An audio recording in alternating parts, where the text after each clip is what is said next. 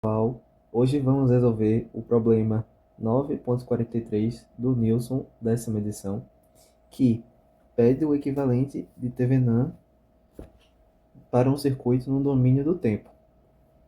Então, essa é a questão e vamos para a resolução. O nosso primeiro passo é, converter o circuito para o domínio da frequência. Então, começamos encontrando a frequência angular, que pode ser encontrada a partir da expressão da tensão, que é dada no enunciado. Podemos ver que a frequência angular é 400 radianos por segundo. Já a tensão Vg, ela foi dada em seno. Precisamos transformar ela em cosseno.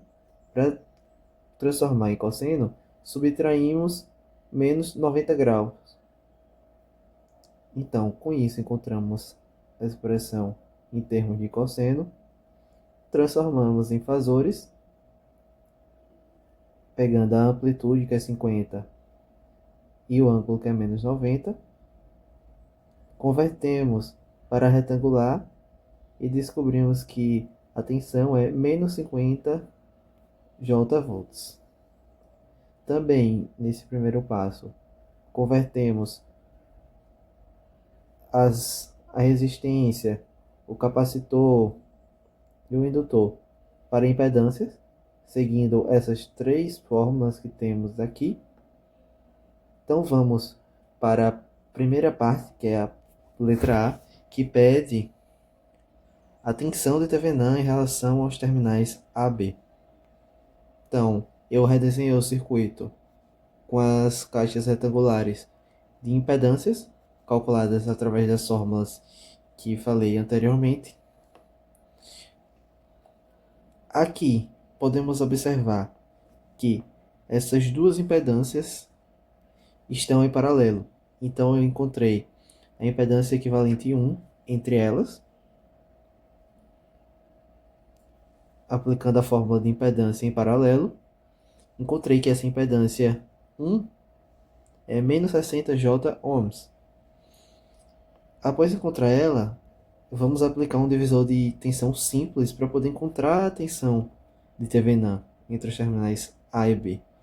Mas para isso, primeiro eu preciso encontrar a impedância equivalente total do circuito. Podemos ver que a impedância de 320 ohms está em série com a de menos 60 J ohms. Simplesmente podemos somar as duas, já que estão em série, e temos a impedância equivalente total do circuito. Com isso, podemos usar o divisor de tensão simples para encontrar a tensão VAB. Sabemos que a fórmula do divisor de tensão pode ser V1 igual ao V total vezes a impedância que eu quero, onde eu quero descobrir a tensão, sobre a impedância equivalente total. Com isso, nós encontramos que a tensão entre os terminais E a B é menos 20, menos 10 J-volts. Posso transformar de retangular para fasores, transformando um resultado este. Então, encontramos a tensão entre os terminais AB. A letra B pede a impedância equivalente do circuito, a impedância de Thevenin. Então, para encontrá-la, nós matamos a fonte de tensão, porque a gente sabe que para encontrar a impedância de Thevenin, podemos dar um curto na fonte de tensão e a fonte de corrente vira um circuito aberto. Então, matamos a fonte de tensão que tinha aqui, dando um curto. Com isso, ficamos com três impedâncias em paralelo. Podemos ver que as três estão em paralelo.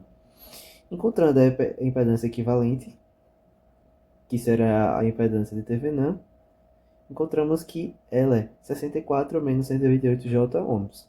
Eu transformei em fasores também, como fizemos com a tensão. Agora podemos ir para a letra C, que ela pede o desenho do equivalente de Thevenin. Mas antes de fazer isso, eu preciso encontrar o valor dessa capacitância. Sabemos que a impedância de Thevenin é 64 menos 128J. Então, esse 64 representa um resistor. E esse menos 128J representa um capacitor. Podemos saber isso por causa desse menos.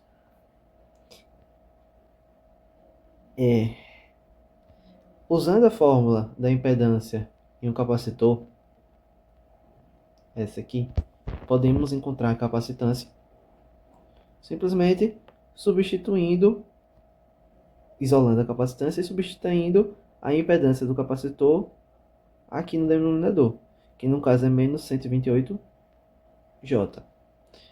Resolvendo as contas, encontramos que a capacitância é 19,53 microfarads. Agora podemos desenhar o circuito, colocando a nossa fonte de tensão, que é a tensão de Thevenin em fasor, um resistor em série com o capacitor, que somando os dois é a nossa impedância de Thevenin. Então, o nosso circuito está pronto. E se essa explicação te ajudou a entender como manipular fasores e impedâncias, deixa o like e se inscreve. Vou deixar esse PDF resolvido na descrição.